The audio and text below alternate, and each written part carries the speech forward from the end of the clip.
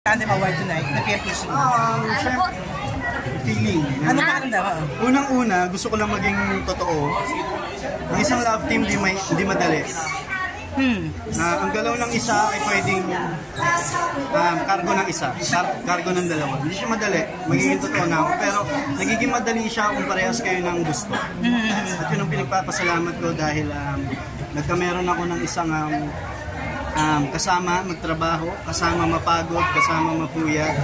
And palagi kong kausap sa lahat ng karakter na ginagampanan namin, sa lahat ng aral na tinuro niya sa akin.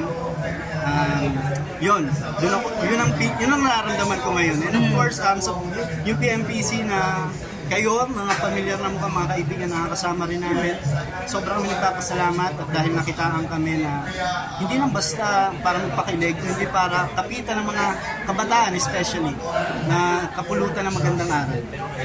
Ikaw, sir. Kaya nga po nung sabi ko kanina, truly an honor na ma-recognize ng PMPC for this award. Kasi ngayon sa mga love teams or individually man, parang bihira yung makitaan ka ng dedication sa ginagawa mo, yung pagmamahal mo sa trabaho. Kaya sa bawat award, sa bawat ganitong event na pinupuntahan namin, hindi lang kami basta nag-aayos para lang kumuha ng parangal.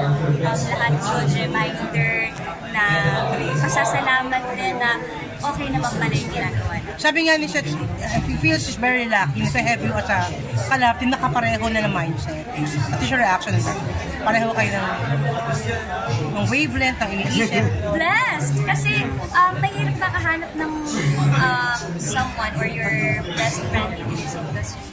Alam naman po natin yun, mahirap magkaroon ng tapat na kaibigan sa industriya.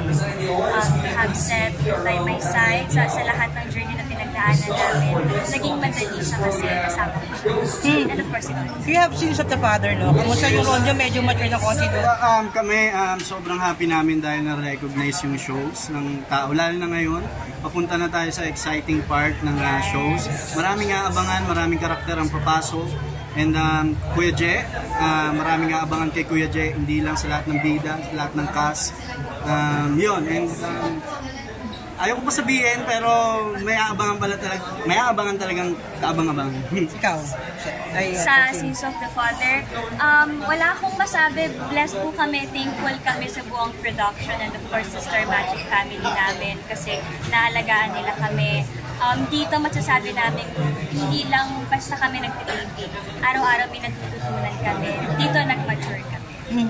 After my future, any projects pa? She may not, ano yan? Yes, She Must Not Be Named. Kakatapos lang po namin gawin. So wala pa po siyang fixed date na kung kailan siya i-release. Pero I hope na makarating na rin sa amin yung desisyon nila para ma-inform na rin namin yung iba namin mga nag-aabang sa amin.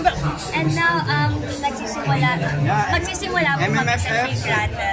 MMFF this year, December po ang Shake Rattle and Roll, Evil Origins. Abangan niyo po kami dyan. Kami, kasama rin namin sila, James Fiang, kasama rin namin dyan. So, yun po, magiging exciting ang Pasko. We all know nun, hindi maiiwasan minsan, no? Sa love team, kasi sa dami ng love teams ngayon, dumarating sa punto na pinapair sa ibang kapartner. Yes. Handa na ba kayo kung sakaling dumating sa ganung punto? Ngayon, sasagutin po namin, hindi po kasi hindi pa po tapos ang Francet. Yun lang po ang sasagutin. And maraming nag-aabang kung nag-level up yung career niyo. How's the personal relationship? Nag-level up na ba tayo? Ang personal life namin? Yes po. Yes. Anong yes? Ano na-update? Update, nakakuha po kami ng award. So, thank you, PMPC. Pero meron na bang dapat aminin? May label na ba ang relationship? Sa ngayon po, sobrang happy namin. Noong 2024, sobrang saya. Ngayon po, sobrang saya namin dahil dumoble ang blessings nandiyan ng mga tao nakapaligid sa amin. Pinapanatili kaming safe. Hindi kami pinapabayaan. So, doon kami, yun ang ano namin. And tatanungin niyo po kami kung anong update sa amin, personal. Ang sasabihin ko lang po ay masaya po kami dalawa ni Francis. Yun lang po. Pero exclusive naman kayo sa isa't isa. Exclusive? Me? Kay Tito Boy, exclusive. Exclusive naman, hindi naman. Exclusive naman. Exclusive ba? Basta ako. Oo, Exclusive. ako. Ikaw? Yun lang. Siya, huwag ka Friendship. sumagot para secret. Hindi, pero ikaw, exclusive ka ba? May naiisip lang ako. Hindi, kami naman po, sabihin nyo na, ito lang po talaga yung sasagot namin. Masaya po kami, sobrang blessed namin ngayon, pinapahalagahan namin kung ano meron kami. And kung kami, yun po. Pero ito yan, kung magiging kayo, aamin kayo. Hindi natago yan. Lagi yung tinatanong. Hindi, gusto kong malaman talaga kung hindi season pa rin. Deserve, ako, isasagutin ko na lang po, deserve niya po na ipagyabang siya. So yes, sabihin ko. Kung sakali. Reaction about that? In the right time comes, bakit naman i-deny? It's a beautiful thing to be loved by someone and to love someone. The right time comes, why would I deny? Masarap na pakinggan. Sige, maraming salamat.